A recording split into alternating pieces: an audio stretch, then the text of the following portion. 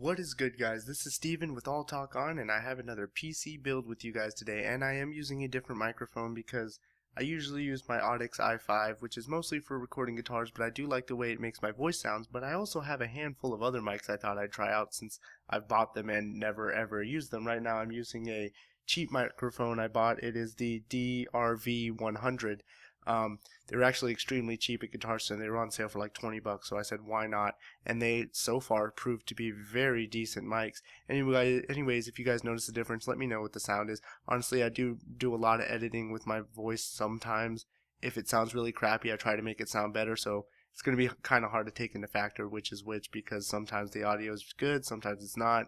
Sometimes I leave my PC fans on like maxed out, so you guys won't be able to, I have to chop that out of the video, which kind of makes the audio messed up. Or sometimes I leave my TV on because I forget and I don't feel like recording again, so I have to cut the noise out, and basically it messes with my audio. Anyways, today I have a $487 build after a $23 promo discount, not a rebate, straight money taken off, does not have to leave your pocket. Base total of $511.92, so not even that much over if the sales do end. So we're gonna hop right into this. This is an amazing build, I just want to say, because I'm just so stoked about it. I had to make a video, and I'm exhausted because I've worked all day and I work a lot, and manual labor jobs really take it out of you. And that's why sometimes you guys will notice I'll sound a little down and out. It's because I'm exhausted and tired.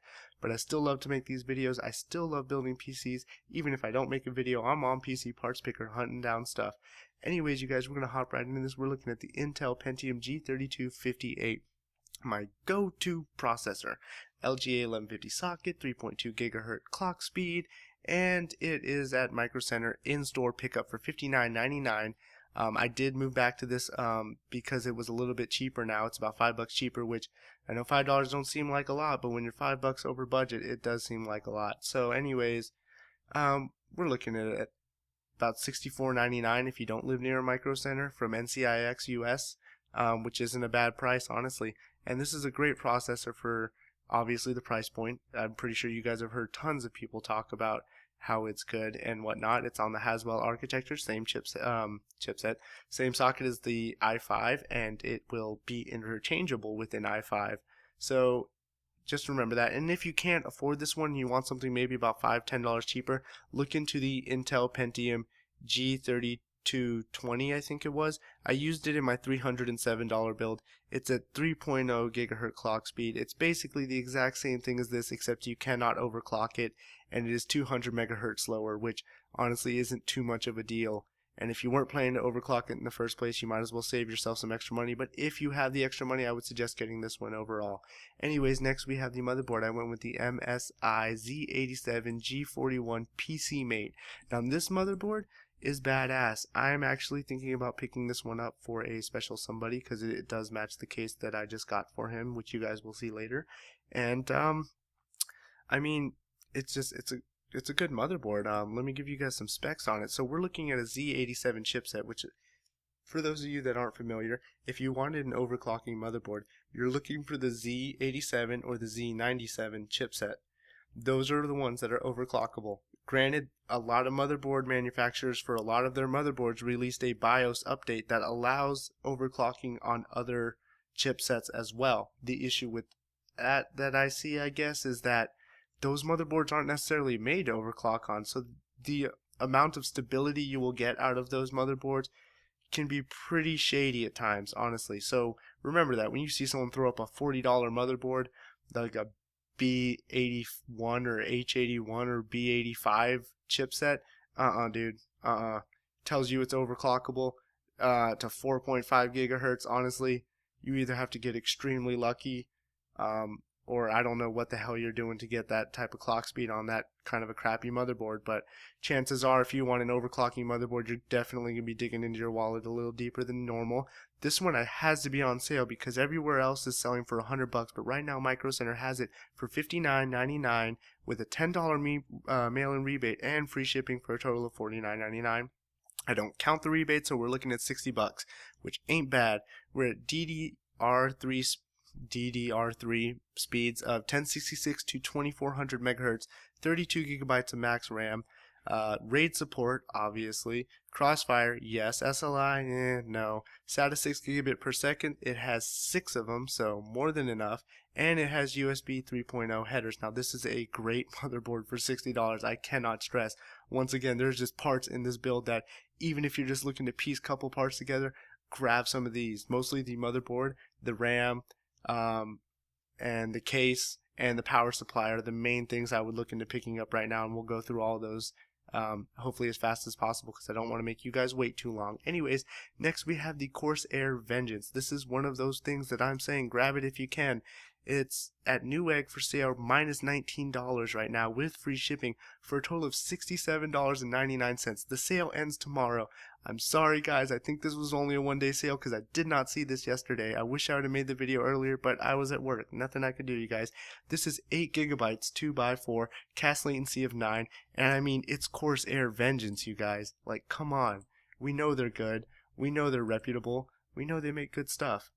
It's $67.99 for 8 gigs. It doesn't get much better than that. So keep that in mind. If you're looking to pick up RAM, now's the time to grab it from this guy right here. Also, Amazon's been posting up a lot of Black Friday pre-sales, which most likely means that I think it's Crucial or Corsair will have a little spot on their front page for Black Friday sales. So keep in mind that the RAM might even be cheaper there too.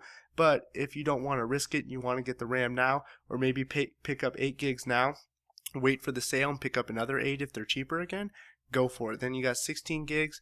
And by the way, I was playing Titanfall today and I noticed I was at 76% used on my RAM. I have 8 gigs of RAM.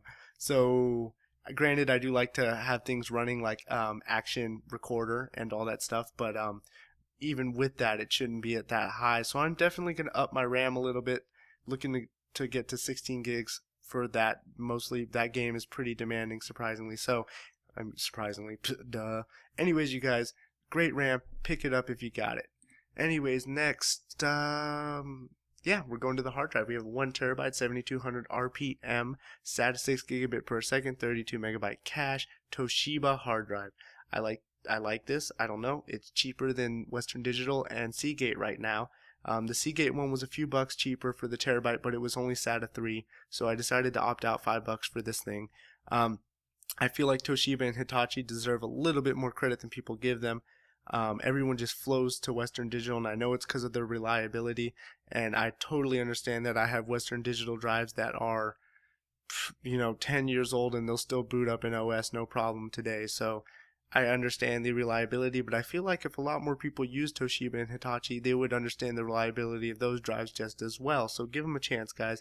$49.99 at NCIX US. Great hard drive. Anyways, next we have the Gigabyte Radeon R9 270X WindForce Edition with 2 gigabytes of GDDR5. It is 11.69 inches, so almost 12 inches, so it's a pretty heavy looking card. It's pretty big, and it's got some pretty crazy fans on it, and this thing definitely looks like it's going to stay cool, and it is their, I don't know how to put them, like ultimate cooling, I guess, gigabytes, their WindForce Tri-Fan, style, like Sapphire has their Tri-X cooling. Basically, that's what you're getting with this. Anyways, it is at NCIX for $169.99 with free shipping, so definitely another decent deal. I have noticed that there are a few 280s out there that are roughly the same price. If you throw an extra $20, you can get an R9 280, not the overclocked, but just the standard R9 280. So that's the graphics card for you guys. I'm pretty sure you guys know it's a 270. It's gonna game pretty friggin' hard. You're not gonna have to worry about much with it. It's not the latest and greatest and best in the West and whatnot, but it is definitely a great card. Definitely above a beginner status card. You'll 1080 game, high and ultra settings, 60 frames per second, VSync on, turn some anti-aliasing on, depending on the game, of course, but you get my point. Anyways, next we have the case, and this is something that I literally just purchased about 5 or 10 minutes ago because it is so amazing. It is the Deep Cool Tesseract SW. It is a ATX mid-tower case with 2 optical drive bays and 4 what are they called? Oh yeah, the hard drive bays. Anyways, we're looking at an ATX, micro ATX, and mini ITX. So all major form factors of motherboards are fit in this thing, as well as it's a front panel USB 3.0, of course, you know, that's my pet peeve, and we're looking at a maximum video card length of 12.2, so this will definitely fit our WindForce edition. It has a window, comes with right now on Newegg, just popped up on Newegg, so that's why there's no ratings, you guys. I've been looking at the white version of this, and this one just popped up, so I bought it because I was gonna buy the white version, but this one's a lot cooler. It comes with the window. The window has I guess perforated or honeycomb style vents on it, so you can put a fan to the window, which is awesome to have a window and the option for a fan there. That's amazing idea. Not to mention, it comes with 2 fans that are blue LED fans, so it comes with 2 of those, which is also an awesome feature that it comes with an extra one of those, as well as it's nice and spacious. It's about 16 by 17 inches, which is slightly smaller than some of the other mid ATX towers out there that you'll see, and this is the best part, it is $29.99. 2 fans, USB 3.0, LED fans, it has a window, and it's only $29.99, free shipping, you guys. I couldn't believe it, so I grabbed it. It's the same price as the white one and the black one, and neither of those come with 2 fans, neither of them have LED fans, and neither of them have a case window. I love the way this thing looks. It's conservative yet bold, and it just, you know, I had to do it. I can use it for something. I'll figure it out. When I get my video camera, you guys will definitely see me building something in this, so, you know, stay tuned, subscribe, and like, and get in there so you can see these. Next, we have the power supply. I went with the EVGA 500 watt 80 plus bronze power supply. It is just your standard EVGA. EVGA is known for putting out some pretty good stuff, so I don't think you'll have a problem with it. It is 80 plus bronze, gotta have that bronze, and right now it is on a crazy sale at Newegg for $29.99 with free shipping, and there's a $10 mail-in rebate, which, because I don't include the rebate with the out-of-money pocket price, doesn't mean I don't think you should do the rebates.